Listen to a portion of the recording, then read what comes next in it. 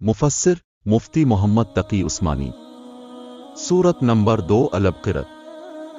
तारुफ, ये कुरान करीम की सबसे लंबी सूरत है।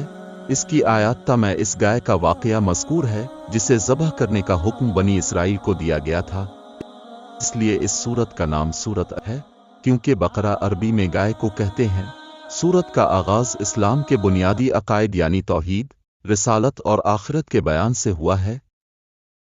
इसी ज़िम्न में इंसानों की 3 क़स्में यानी मोमिन, काफिर और मुनाफिक बयान की गई हैं।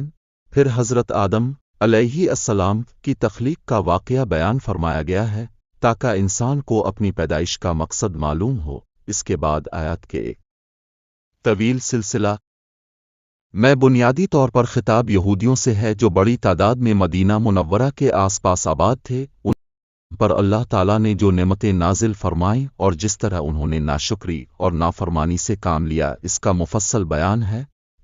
पहले पारा के तकरीबन आखिर में हज़रत इब्राहीम अलैहिस्सलाम का तज़किरा है, इसलिए कि उन्हें न सिर्फ यहूदी और ईसाई बल्कि अरब के बुत परस्त भी अपना पेशवा मानते थे। इन सब को याद दिलाया गया कि वो खालिस तौहीद के कायल थे और उन्होंने कभी किसी किस्म के शिर्क को गवारा नहीं किया।